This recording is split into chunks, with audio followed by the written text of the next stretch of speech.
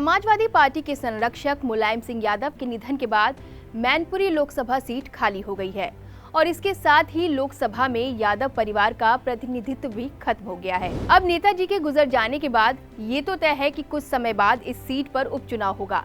ऐसे में मैनपुरी लोकसभा सीट पर नेताजी के उत्तराधिकारी को लेकर चर्चा भी तेज है। सवाल ये है कि मुलायम के बाद कौन? नमस्कार, मेरा नाम है नैन्सी वाजपेयी और आप देख रहे हैं एबीपी लाइव।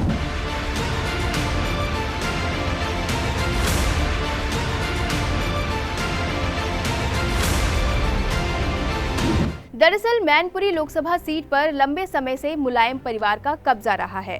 मुलायम के अलावा इस सीट से धर्मेंद्र यादव और तेज प्रताप यादव भी सांसद रह चुके हैं। ये दोनों उपचुनाव के जरिए संसद पहुंचे थे।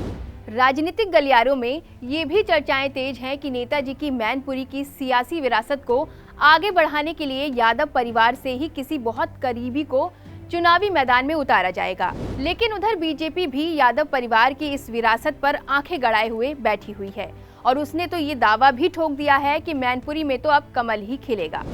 हम लोगों ने अपेक्षा की है पार्टी के कार्यकर्ताओं के साथ भी बैठ करके कि यहाँ 6 नगर निकाय जो है वहाँ कमल खिलना चाहिए और उसके लिए दिन रात परिश्रम करें। पारदर्शी ढंग से अब चुनाव होगा, लेकिन मैनपुरी में भी कमल खिलेगा, यह जरूर मैं कह करके जाऊँगा। बहरहाल मैनपुरी सीट को लेकर दावों और कयासों का दौर तो जारी है। वहीं नेताजी की विरासत वाली इस सीट का उत्तराधिकारी कौन होगा, इसको लेकर कुछ नामों पर कयास लगाए जा रहे हैं। अगर अखिलेश इस सीट से चुनाव लड़ने का मन नहीं बनाते हैं तो चुनाव लड़ने की लिस्ट में किन किन का नाम सामने आया है वो आपको बताते हैं। इस लिस्ट में सबसे पहला नाम मुलायम सिंह यादव की बहू और अखिलेश यादव की पत्नी डिंपल यादव का आता है, जबकि दूसरा नाम उनके भतीजे और कभी मैनपुरी के सांसद रह चुके धर्मेंद्र यादव का भी है।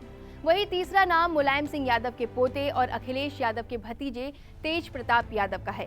ये तीनों पहले भी लोकसभा के सांसद रह चुके हैं। हालांकि इन सब में सबसे ज्यादा चांस धर्मेंद्र यादव के चुनाव लड़ने का हो सकता है, क्योंकि वो न सिर्फ नेताजी के बल्कि अखिलेश के भी बेहद करीब हैं। वहीं अखिलेश के आजमगढ़ सीट खाली करने पर धर्मेंद्र ही परिवार की पहली पसंद भी बने थे, हालांकि वो जीत नहीं सके थे। वहीं 2019 में लोकसभा चुनाव से पहले मुलायम सिंह यादव के पोते तेज प्रताप यादव मैनपुरी सीट से सांसद थे। ऐसे में कयास ये भी लगाए जा रहे हैं कि सपा धर्मेंद्र यादव या फिर तेज प्रताप यादव में से किसी एक को मैनपुरी से चुनावी मैदान में उतारेगी। वैसे एक चर्चा अखिलेश यादव के खुद भी मैनपुरी से चुनावी मैदान में उतरने की हो रही है। ऐसी संभावना जताई जा रही है कि दिल्ली और राष्ट्रीय राजनीति में सपा की पकड़ को मजबूत बनाए रखने के लिए अखिलेश यादव खुद भी मैनपुरी से चुनाव लड़ सकते हैं। हालांकि राजनीतिक पंडितों का यही सुझाव है कि अखिलेश को फिलहाल यूपी की राजनीति पर फोकस करना चाहिए, क्योंकि अखिलेश के विधानसभा छोड़कर लोकसभा जाने से यूपी में सपा कमजोर हो सकती है।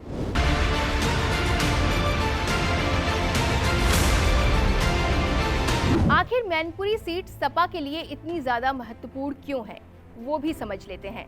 दरअसल लोकसभा चुनाव 2019 के पहले तक लोकसभा में मुलायम परिवार के 5 सदस्य सांसद हुआ करते थे, यानी कि 2014 के चुनाव में मोदी लहर की सुनामी में भी मुलायम समेत उनके परिवार के 5 सदस्यों को जीत हासिल हुई थी।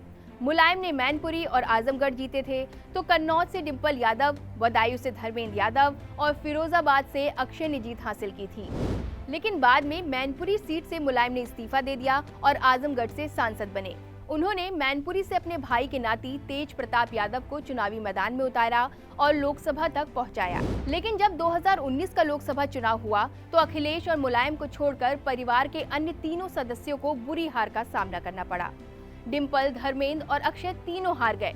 उधर विधानसभा चुनाव में विधायक बनने के बाद अखिलेश ने आजमगढ़ लोकसभा सीट से इस्तीफा दे दिया, तो धर्मेंद्र यादव को मैदान में उतारा गया, लेकिन वो भी हार गए। इस तरह लोकसभा में मुलायम अकेले यादव परिवार के सदस्य बचे थे। ऐसे में मैनपुरी का चुनाव जीतना सपा के लिए नाक की लड़ाई है। लोकसभा में अपनी मौजूदगी के लिए सपा को एक दमदार चेहरे की जरूरत है, जो मुलायम सिंह यादव के इस अजय दुर्ग को उनकी ही तरह मजबूती दे सके।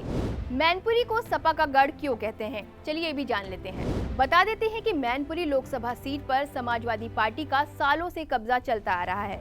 साल 1996 में पहली बार मैनपुरी लोकसभा सीट से सपा संरक्षक मुलायम सिंह यादव ने चुनाव लड़ा और जीता था। इसके बाद 1998 में चौधरी बलराम सिंह जीते। 1999 में फिर से चौधरी बलराम सिंह यादव जीते। 2004 में मुलायम सिंह यादव ने जीत दर्ज की। 2004 में जब उपचुनाव हुआ तो उसमें धर्मेंद्र सिंह यादव जीते। 2009 में फिर से मुलायम सिंह यादव ने जीत दर्ज की।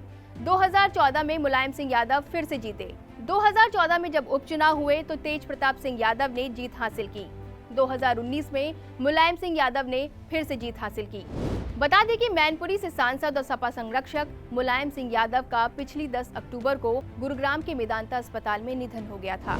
नेताजी के निधन के बाद अब देखना ये होगा कि मैनपुरी उपचुनाव में बीजेपी क्या यादव परिवार के इस अजय किले पर फतेह हासिल कर पाती है या फिर अखिलेश अपने पिता के साइकिल से हेलीकॉप्टर और पहलवान से राजनीति तक के सफर को अपनी दम पर बुलंदियों तक पहुंचा पाएंगे, क्योंकि मुख्यमंत्री और पार्टी अध्यक्ष तक का पद अखिलेश को विरासत में मिला है और असली मायने में अखिलेश की असली परीक्षा अब होनी है। मुलायम की छाया के बिना अखिलेश की राजनीति कैसी होगी, अब ये देखना होगा।